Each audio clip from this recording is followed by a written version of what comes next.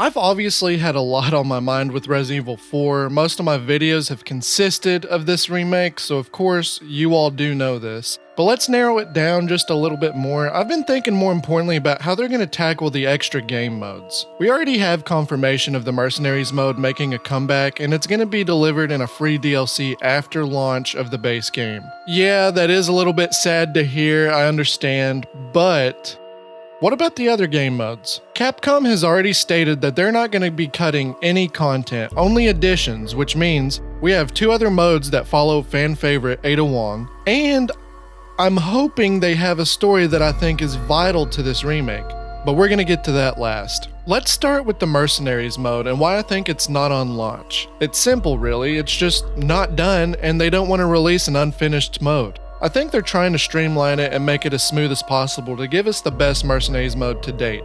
I'm sure there's a handful of maps and characters we're going to be playing as, so it takes time. On top of that, I'd say each character will have specific traits personalized to them as well. For example, Luis isn't going to be playing the same as Leon. And this may be wishful thinking, but who's to say this isn't something they want to put a focus on and keep updating even after the next Resident Evil? There could be possibilities of getting characters outside of the Resident Evil 4 timeline as well. I'd love to have Chris Redfield, Jill Valentine, and, hot take, Ethan Winters. That would be crazy, but let's get crazier here. I'd love to use Sadler to attack Ganados with my massive, parasite.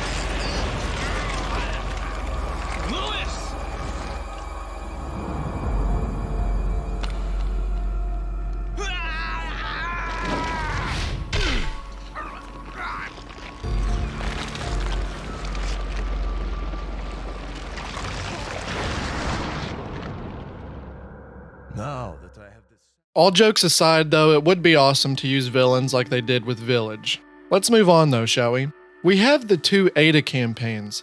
I've been hearing people say how they could just add these stories into the base game, but I unfortunately disagree. I think adding these story campaigns will ruin the flow and the pacing of the main story. If they're going to be in the game, I see them being separate modes or added as free DLC later down the road. Let's discuss these modes though, one being Separate Ways, which follows right alongside the base game. You play as Ada in 5 relatively short chapters. One, for example, is clearing enough enemies so you can ring the church bell to help Leon against the Ganados. It's a fun little campaign that ties up loose ends, and if you did not play Separate Ways, you would have no idea who the hell did that in the first place. You'd be playing Resident Evil 4, like I did when I was a kid, and still be curious after I beat the game and go, huh, who did that? And I never found out until I actually played Separate Ways years down the road. The next was Assignment Ada. It's a nice little bonus game of Ada collecting 5 Plaga samples for her boss, which of course we know is Wesker.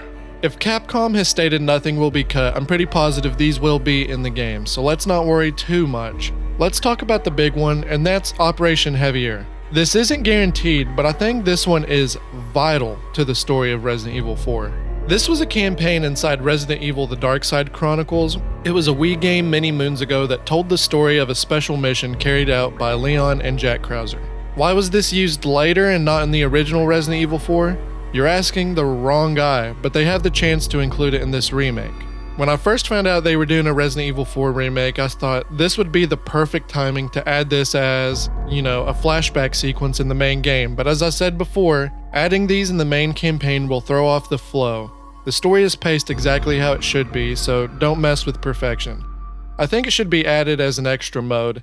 It connects a lot of dots and gives us more to Krauser. The 2 were partners before Resident Evil 4, and they were just talking about it between each other, which isn't good storytelling in my opinion. I will tell you exactly what my reaction to Krauser was in Resident Evil 4, and that was, who the hell is this? I feel if they don't add this story to this remake, there will be a lot of others not realizing the potential of this character. He's more than just an agent gone sour. They did that with something else in Resident Evil 4, and that's the fall of Umbrella, the main antagonistic team behind all the madness in the past. Remember that? We were hyped for Resident Evil 4 and wondering just what was up with Umbrella, and they just gave us a word crawl saying, oh, them? You're still on about them? No, they're not that important. Yeah, don't worry about those idiots and focus on the new stuff. This is all new. And of course we were like, okay, sure. But since they're adding to the game, why not show how they crumbled considering they're the big bad in a handful of their games before this? They could even keep it as a cinematic, I don't care, but do better than what you originally did, Capcom. Anyways, I just wanted to discuss these modes and how I think they will tackle them. It is a shorter video, although I do understand they're not exactly needed to make the main campaign work, but I think of these little stories like companion pieces to it. They're still very important, and I believe we will get them as separate modes. What do you all think though? Do you think they're important? Will they be added, and how will they be added? Let me know in the comments down below. Of course, leaving a like and subscribing to the channel helps out so much. And if you want to be cooler than that, try ringing the bell so you're notified of each of my videos in the future. But until next time, take it easy, bubs.